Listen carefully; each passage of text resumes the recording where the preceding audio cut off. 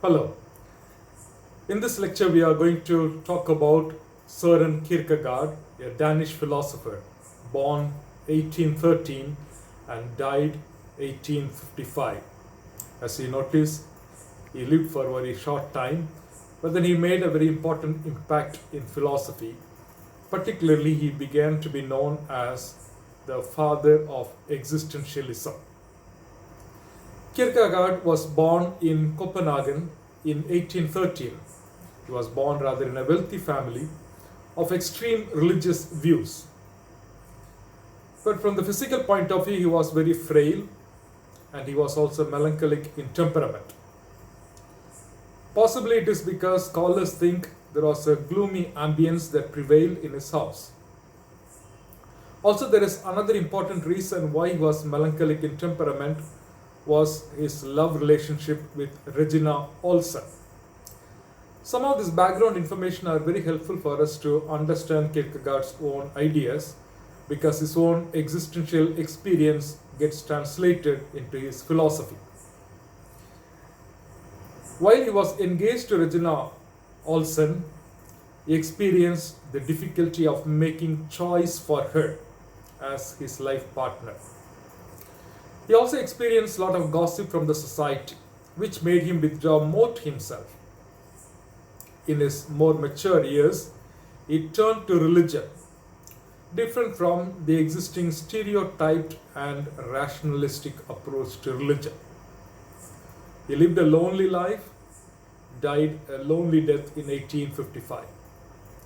Some of the important works of Kierkegaard are either or published in 1843, Fear and Trembling, published again in the same year, The Concept of Dread, published in 1844, Stages on Life's Way in 1845, Philosophical Fragments in 1845 again, Christian Discourses in 1848, Sickness unto Death in 1849.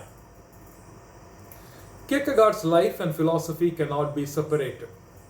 His philosophical problem arose from his very existence. His philosophy is a reflection and universalization based on his personal experience. Here, one who speaks is the actor rather than the spectator. This is in tune with the general characteristic of existentialism.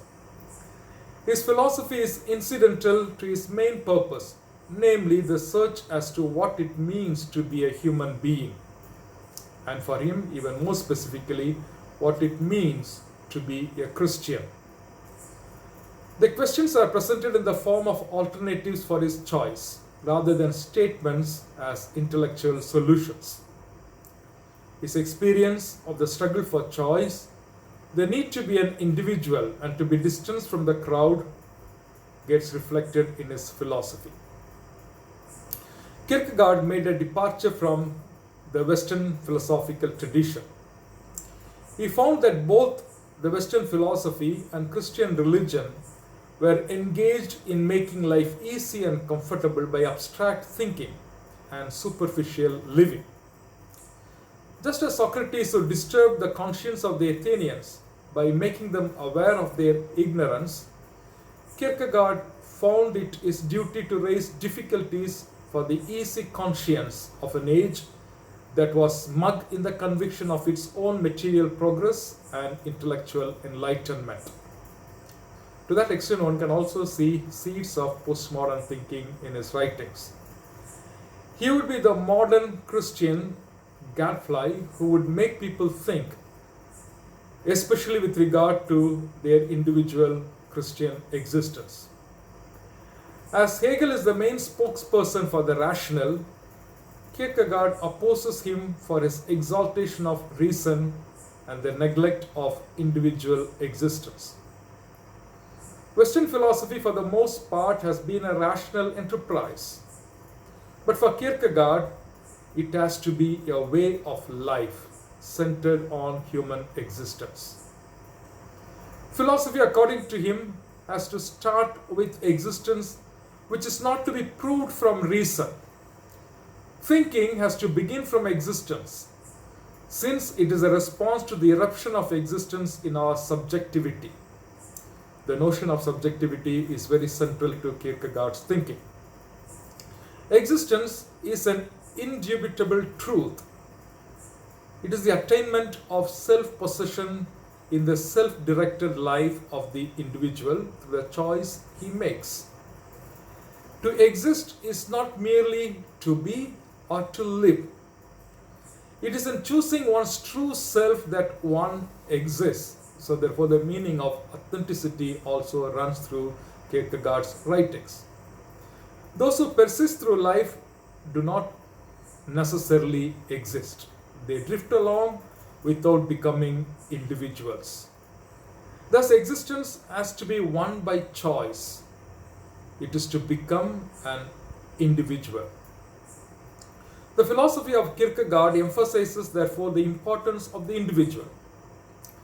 His emphasis on individuality may have been negatively influenced by Hegel's excessive universalism. Humans have the tendency to escape into the crowd. The human today is lost in the crowd, and it is at a loss without the crowd. When one sinks into the crowd, one becomes demoralized by evading responsibilities. This is the same idea which Heidegger has also developed in terms of the anonymous self, the they, as Heidegger calls it, the falling state of the science existence. It is only by a choice that the human can deliver oneself from the crowd and become an existing individual. Humans can truly exist only insofar as they become individuals. Kierkegaard's philosophy challenges humans to this end.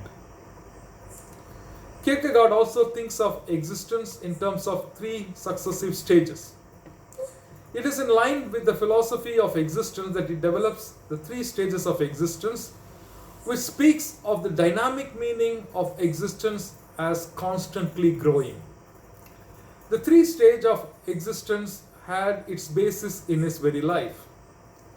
By his personal choice, he moved from a life of sensuality to ethical integrity, and then to a life of religious commitment. Hegel's dialectics and Kierkegaard's three stages have similarities as well as dissimilarities. Both of them speak of a movement through three stages, but they are different. According to Hegel, the process takes place in the universal humanity, but for Kierkegaard, it takes place in the individual.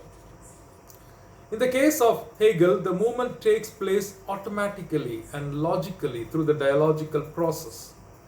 In the case of Kierkegaard, it happens by a deliberate choice that we make. If one does not make a choice for a higher stage, one will remain stagnant in the same stage. The three stages as Kierkegaard conceives them are the aesthetic stage, the ethical stage, and the religious stage. The aesthetic stage is a stage in which the individual finds himself as a lone individual. And therefore this stage is characterized by an attitude in which one has no continuity or commitment to anything in one's life. It is called the Don Juan stage, which includes not merely a life of sensuality, but an attitude of not wanting anything fixed and of desiring to taste all experiences. This is named after the figure Don Juan. The person of this stage wants to sample the nectar from every flower. One hates all the limits, one field of choices. There is no constancy in one's life, as there is nothing for one to cling on to. One can relate oneself neither to God nor to other people, neither to the past nor to the future. Thus, it is a stage of the lone individual. The second stage is the ethical stage.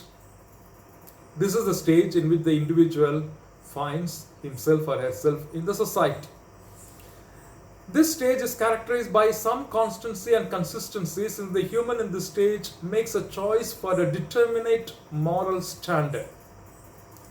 The presence of the other or the society has a great influence. The shapeless individualism is change, and one is able to relate oneself to the past and to the future. By being ethical, one misses the category of the exceptional. That exceptional can be being a saint or being a sinner. Socrates is given as an example for the ethical man. In this stage, my individual fancies are subordinated to the social and the legal. Life gets a rootedness and a shape. It can rightly be called the stage of the individual in the society. The third stage is the religious stage. This is the stage in which the individual finds himself or herself before God. From one's commitment to the impersonal law, one takes a leap to the personal absolute. Only in this stage, the sense of sin makes its presence. A wrong behavior is not merely a violation of law, rather it is expressive of humans' option against the absolute, namely God. The human attains the genuine selfhood as one makes a leap of faith, a leap into the dark. In this leap, as long as one believes, one is carried along. As long as one despairs, one sinks. The weaker the human, the stronger the God in him. The stronger the human, the weaker the God in him. Sounds a little pessimistic. We'll take it up in the discussion later. In the religious stage, one cuts across the ethical demands, and it is evident in the case of the biblical figure Abraham's preparedness to sacrifice his only son. And this particular biblical narrative is interpreted exhaustively by Kierkegaard in one of his famous writings called Fear and Trembling. Only one who has been faithful to the ethical laws can transcend them to enter into the religious stage. This stage is characterized by essential suffering, fear and trembling, guilt and dread. It is the stage of the individual before God. Now let us turn our attention to the idea of choice, or as Kierkegaard puts it, leap in faith and truth. The term leap, although it is ordinarily used in Kierkegaard's philosophy along with faith, has the meaning not limited only to one religious sphere, but to the living of one's existence, and thus it has the meaning of choice. The central problem in Kierkegaard's philosophy has been the question as to how he can be a true Christian. Thus he reflected on the relationship between God and the human. The existence of God for him does not need any proof because it is an indubitable fact for him. As God is infinite, there is an impassable gulf that exists between God and the human who is finite. Bridging this gulf is not possible with rational systems, but only with the leap of faith, which is the self-commitment to the objective uncertainty, a leap into the unknown. The human is as though sitting on a precipice with an attraction and repulsion to take the leap. He is in a situation of dread. Faith as the leap links the objective certainty with the subjective certainty. Such a leap is a venture, a challenge which one has to struggle to make. Faith, therefore, is both a gift and a choice. A gift as the human is given the capacity to make the choice.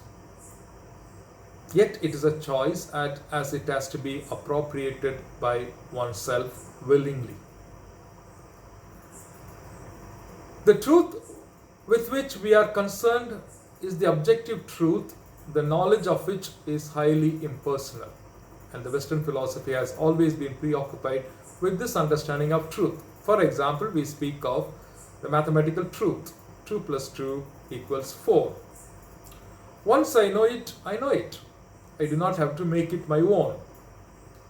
Kierkegaard does not deny the validity of such truths. The existential truth is to be understood in terms of subjectivity. Truth as subjectivity is that on which I stake my whole being. It is so important for me, still I can doubt it. If I accept it, I do so with a passionate self-commitment. It is in a sense my truth. I have to renew such truth constantly to make it my own. It is a venture that chooses the objective uncertainty. I make a choice or take a leap in favor of the existential truths, and I have to maintain them, as it were, over a fathomless sea by the passionate appropriation of the objective uncertain. Kierkegaard's philosophy has made the humans reflect on what it means to be human, and the Christians on what it means to be Christian. His philosophy remains an inspiration to develop one's individual responsibility. The Christian understanding of God is very much influenced by Kierkegaard in the latter years, especially the Christian of faith. In the existential movement, almost all the themes of Kierkegaard are found divorced from their original religious settings, such as choice, commitment, crowd, individual, existence, existential truth, personal faith, and dread. Hence, he is rightly called the father of existentialism, not because he was chronologically prior to other existentialists, but because he took the lead in initiating the existential trend of philosophizing. His philosophy poses a constant challenge and disturbance to people who follow the flock religion of legality and to the people mass life of thoughtlessness. Thank you very much.